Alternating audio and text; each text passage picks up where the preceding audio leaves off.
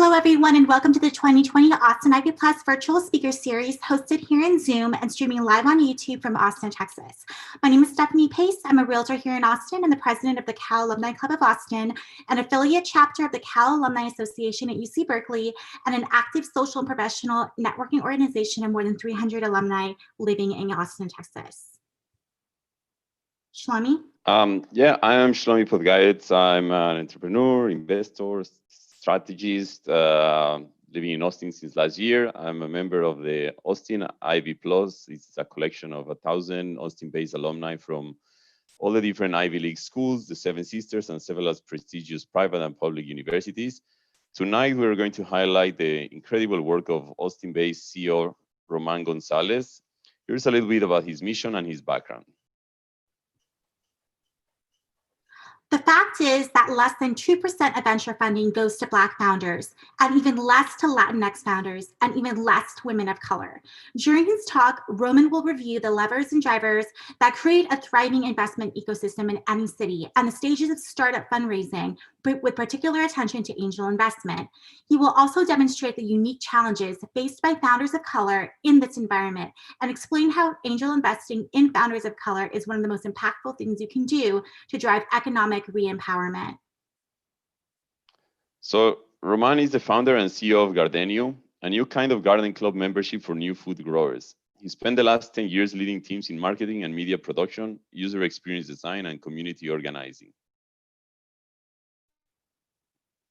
We have one request for our audience. Please mute your audio when our speaker is talking and remain muted until audience Q&A.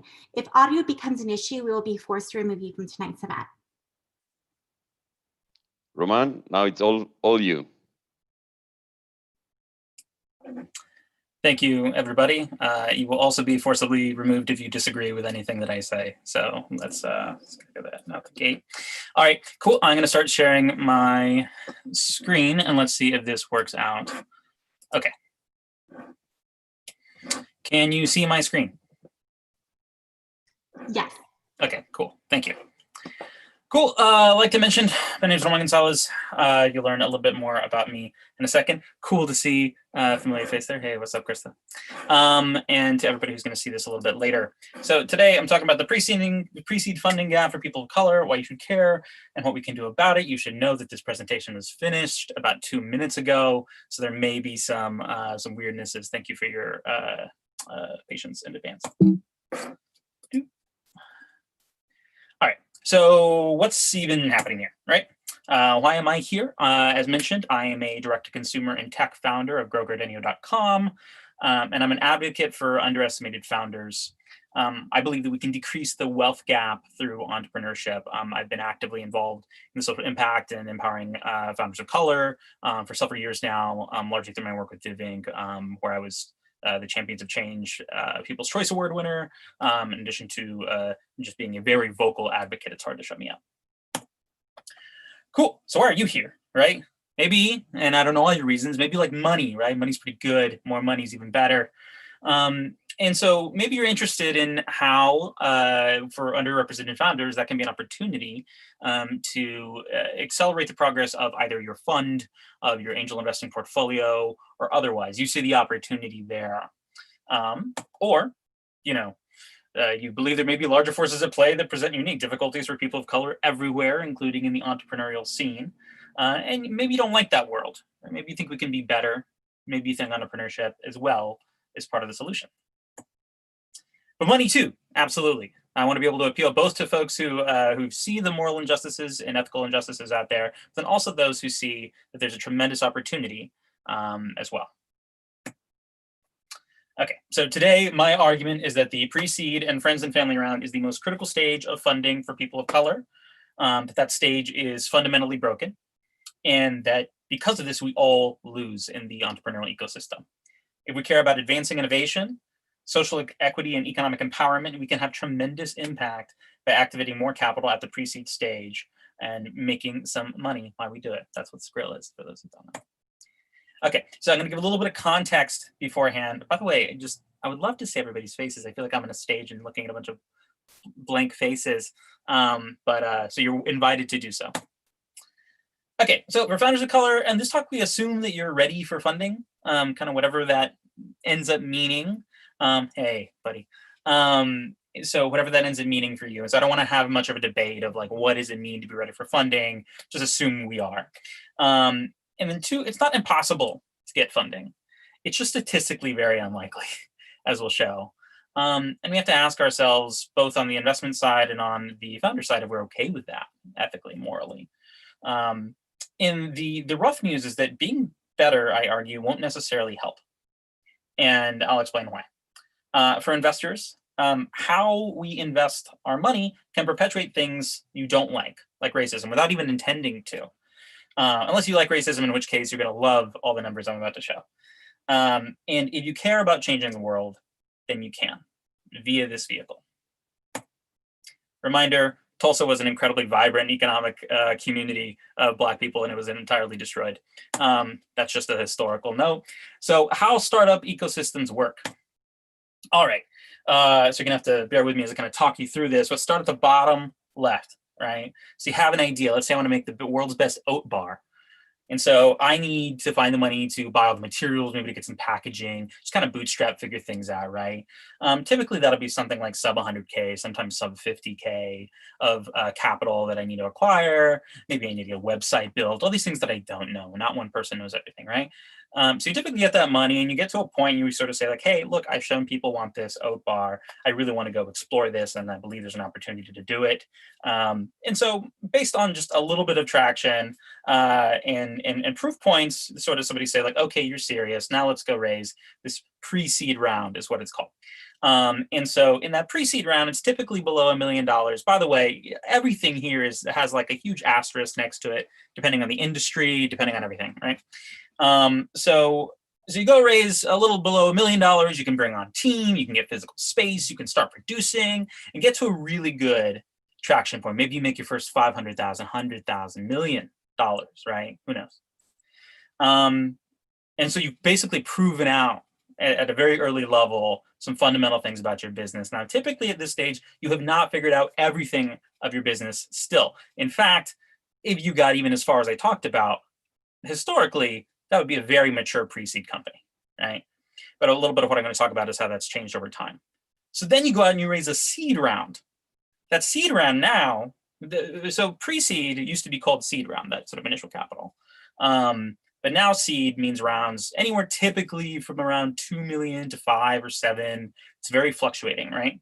And so then you use all of that money to go get the traction. And by traction here, we just mean sales, customers. It can really depend on your industry. Just proof that things are working, and typically that's a revenue number. And over time, it definitely is a revenue number. And so then you get all that, and then you go raise from venture capitalists. Now, venture capitalists, for those who don't know, are individuals who go raise money themselves from a bunch of very high net worth individuals and entities. They come back and say, I'm going to go invest that money, right? So these are entities that you go to, and sort of they're the big, everybody imagines like Shark Tank, you go and you pitch these people. It's really like that. But that's when you go there. Everything before that, typically, historically, had been maybe you're talking to just a very wealthy individual, high net worth individual, it's also called.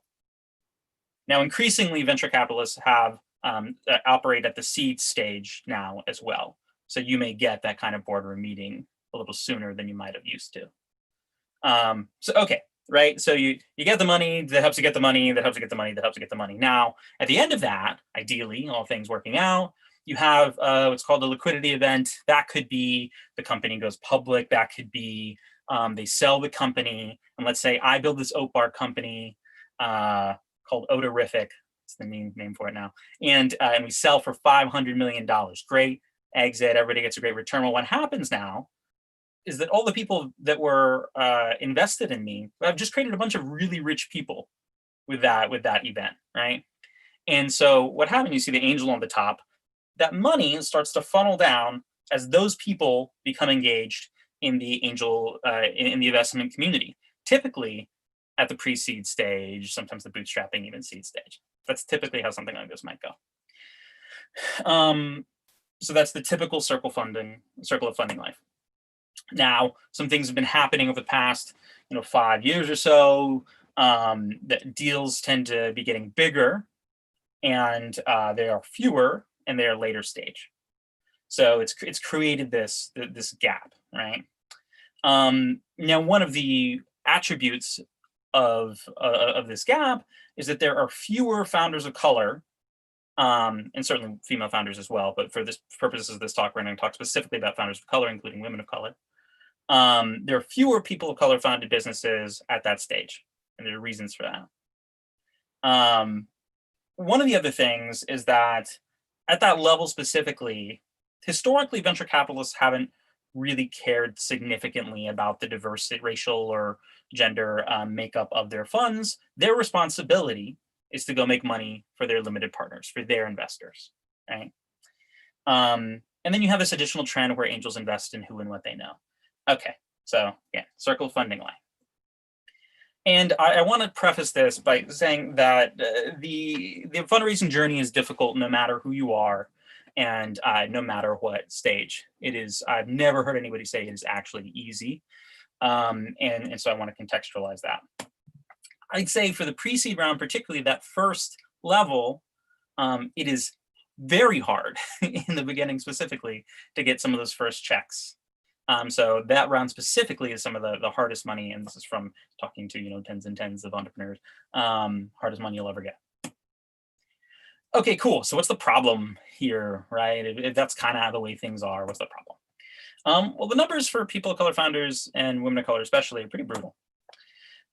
So for the problems for founders of color, less than 1% of venture goes to Black founders. I got my numbers on before. Latino founders now have 1.8% as of 2018 of venture capital funding. Of venture raised in the last decade, again, you're seeing well below 1% for Latinx women and Black women. There's well-documented studies about how these meetings go, that they're often framed in the negative versus when you're talking to men, it's more framed in the positive and what things could be. In 2018, Harlem Capital did a report and they identified just 105 people of color who raised over $1 million. So that's that seed stage and above, typically, right? That's like all, right? And another report showed 34 Black women ever. So if you're a Black woman trying to raise money, assuming the numbers from 2 years ago, you're trying to be number 35 ever. On the investment side, some pretty well-documented demographics.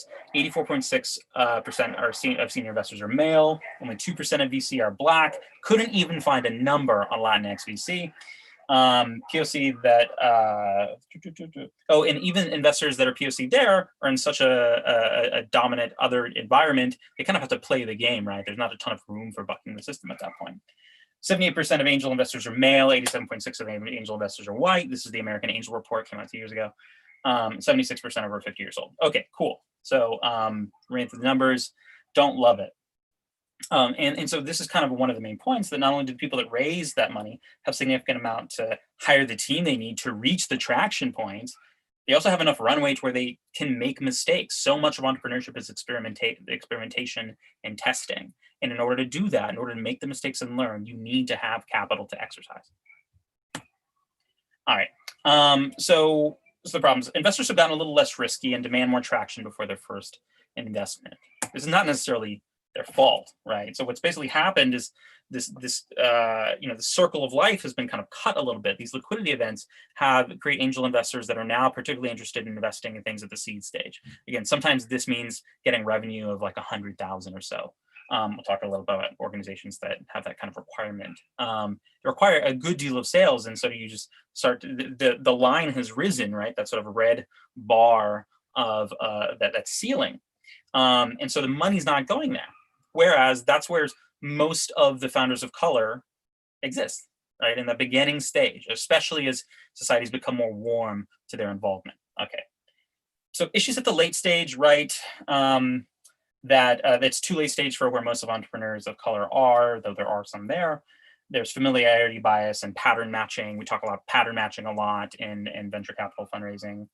Then even at the seed stage, that's where we've seen a lot of movement over the past year or two, particularly over the past few months, of people trying to say like, hey, we care about investing in people of color. We have this new seed fund. We're investing $10 million in seed fund underrepresented founders. The issue with a lot of that is that founders of color aren't getting the initial funding to even be at that point in the pipeline. Now, I don't want to give credit to the idea that it is a pipeline problem, because there are still tons and tons of founders of color that have made it to that stage. But if they're not seeing the volume they want, it may be because we're not providing the resources as an ecosystem at the beginning level. And oftentimes, again, when they do raise, they're not able to raise as much as their white counterparts. And then we'll get to the pre-seed stage in a second. So what does the pre-seed conversation end up looking like? Really, it's like, hi, this is my startup. Oh, terrific. An angel investor or an accelerator or somebody says, you're too early for me. I want to see more traction. And you say, okay, totally cool. Sounds like I'll need some money for team or growth, right? Where should I seek capital? And they're just like, I don't know. Have you met these people?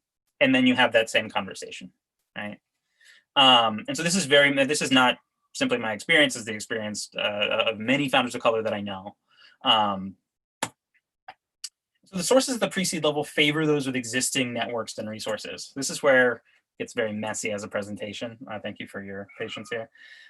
There's a bunch of different sources that it comes from. Personal financing, you have a decent job that gives you access to money, friends and family, angels and networking, we'll talk about that in a second. There's crowdfunding, happy to talk about that. Pre-seed funds, and they swear they exist, but there's very few true pre-seed funds that we'll talk about. There are accelerators, that's often a common path. Then you have this sort of bucket of grants, pitch competitions, bank loans, credit cards. And so what are the challenges there, right? And so as far as personal financing, without even getting into the entire world of diversity, equity, inclusion, and diversity in tech, there's a lower probability of having that excess income and having that safety net to be able to expend that excess income, right?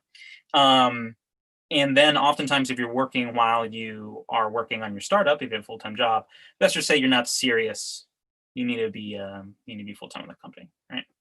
So the friends and family, low probability of high net worth network. I legitimately could not ask my grandma for $25 without it hurting her, Then angels and networking. Like I mentioned, the traction expectations have risen. They can be often long sales cycles for a 5K or 10K check when you're trying to raise a big round. And implicit bias applies to them as well. Sometimes even more so because it's a one-to-one relationship. Issues with crowdfunding we can get to again. Pre-seed funds rarely actually exist. They're still relationship based, and oftentimes those pre-seed funds can't even raise money themselves. We can talk a little bit about the people who are trying to do good work but are having difficulty raising their funds. So accelerators, aside from being very selective, which is true whether or not you're a person of color or not, they're still susceptible to bias, historically bad at diversity, and most these days want to see seed level traction. And that's the same thing with crowdfunding sites. Like Republic started out for anybody to be able to raise, and now increasingly now they won't you take a campaign under $1 million. And even those need seed capital for you to seed your campaign. Sometimes a minimum 20K for WeFunder, higher for other ones as well. That's because WeFunder is the most accessible one. So grants competitions can be cool, but you're not going to get to $1 million that way. And bank loans for people of color are not historically great, and not the best long-term strategy. And credit cards, I kind of didn't want to go into. Okay, cool. Well, it sounds like I'm making a bunch of excuses, right? Like these are all still valid paths, but you can see that there are meaningful barriers, and often, many times specifically for people of color who do not have access to that network and capital. So what happens?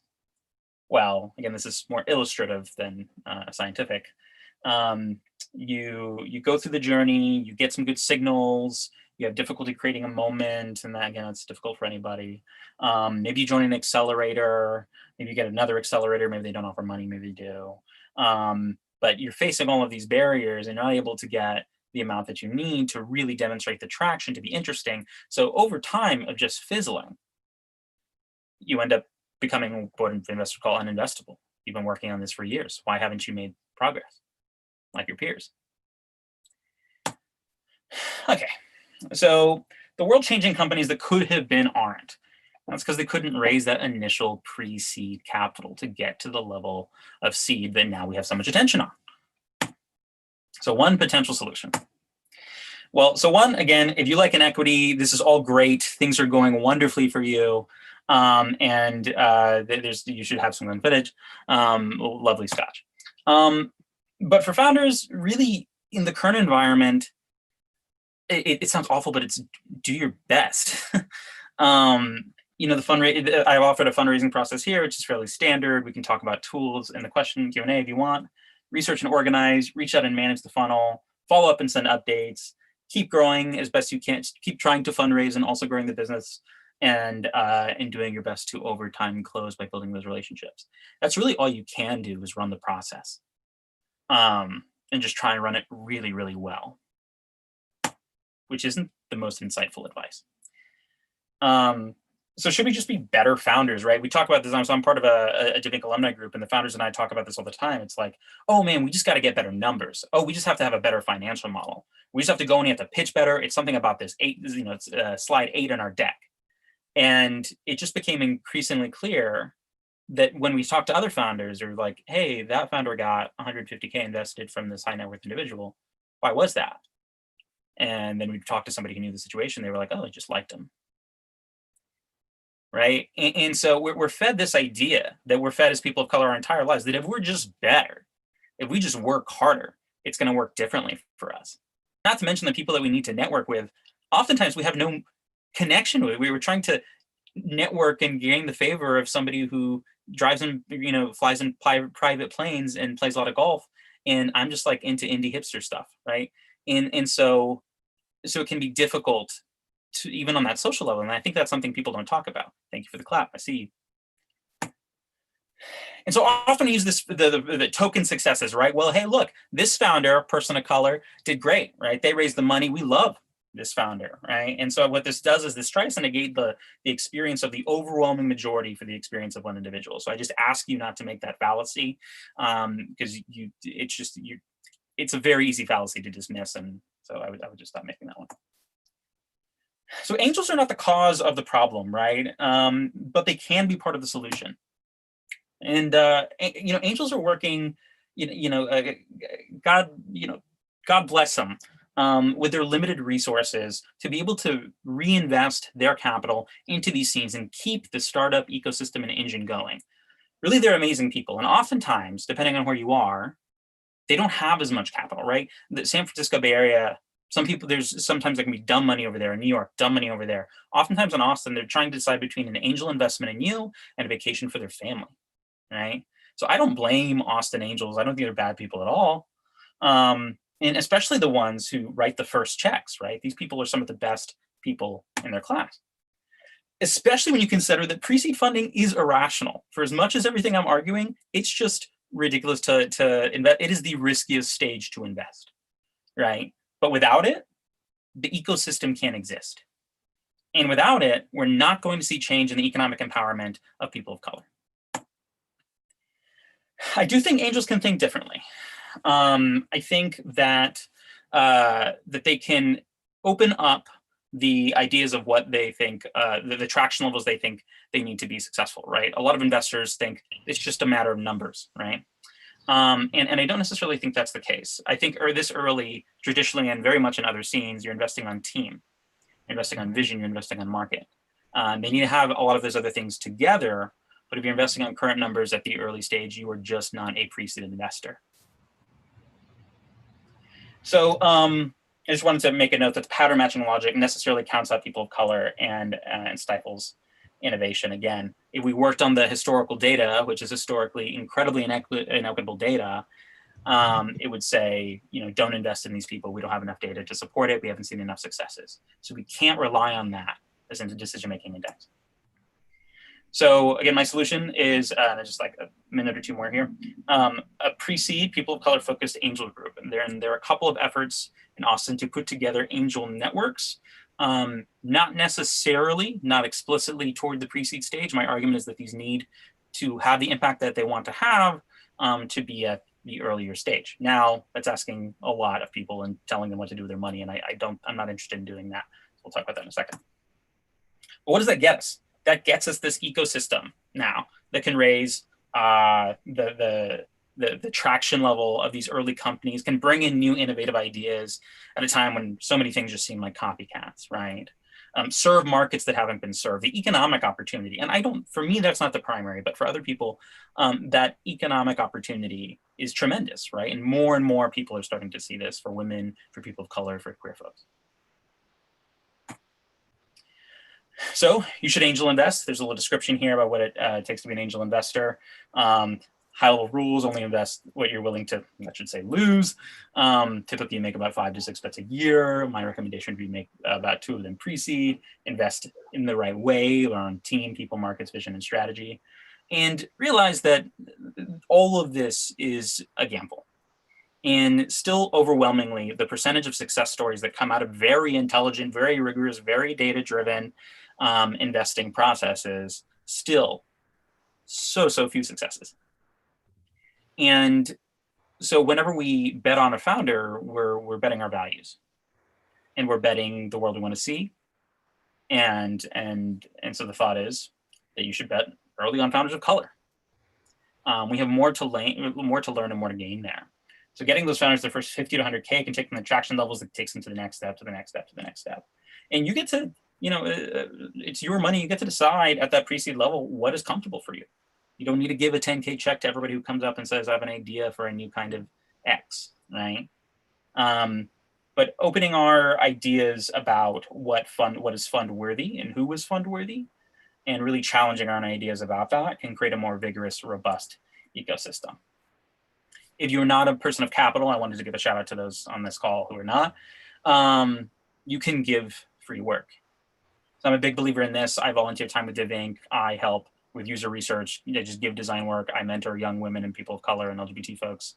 And I think that whatever privilege we have, if we care about these issues, if we want to see a different world, we wield that privilege as best we can to address these big issues. So one more time for those in the back. Pre-seed, friends, and family round is the most critical stage of funding for people of color. It's broken, and if we care about advancing ourselves, we can have impact by activating more capital at the pre-seed stage. Thanks, everybody.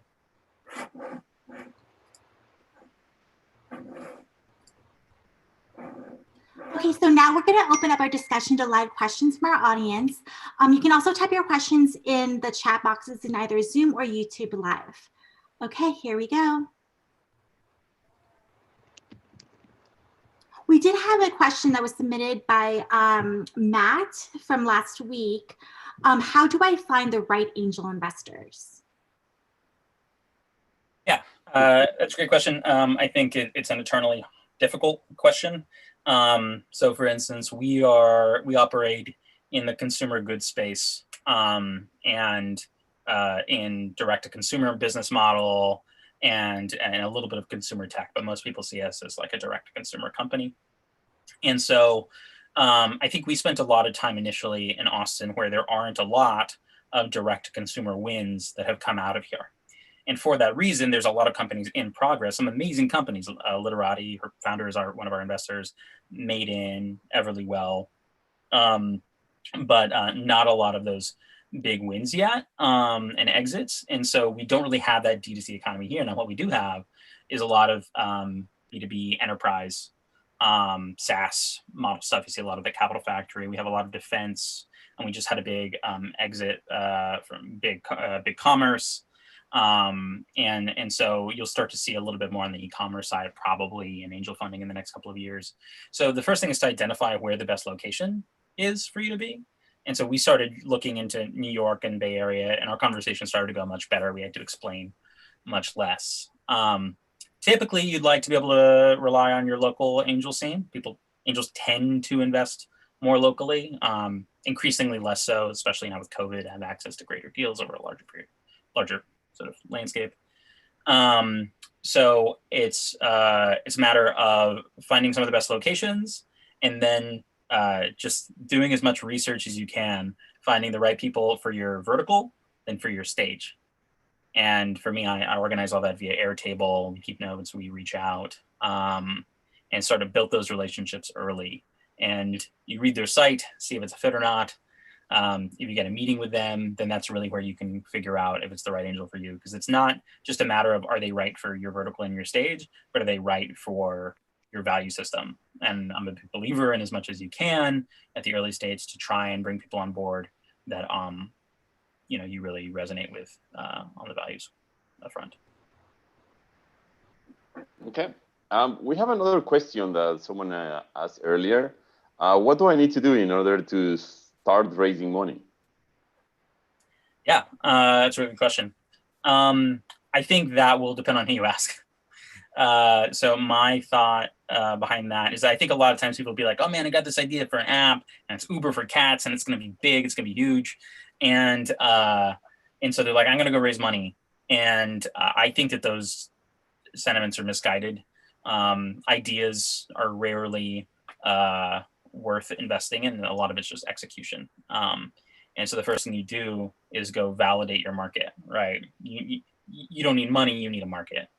And so you can go out and talk to 100 cat owners and validate that this is something that they need, and in a rigorous way. And you can get your first people signed up and even paying, right?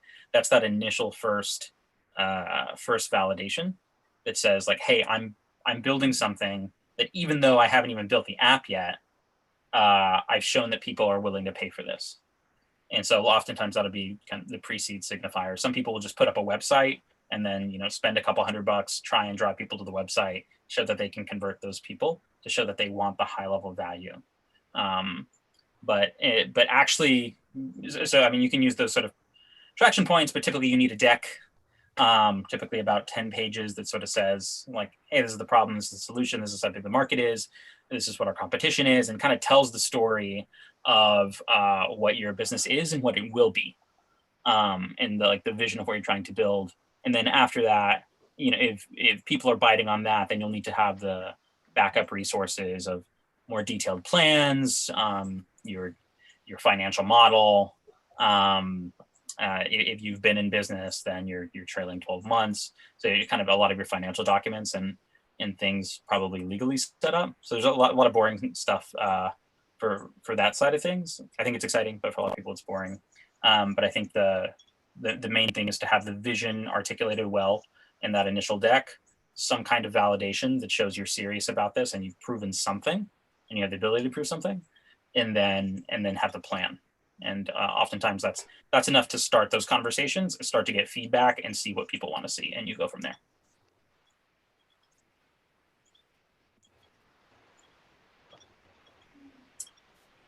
We have one more question. Oh, sorry, did I interrupt someone?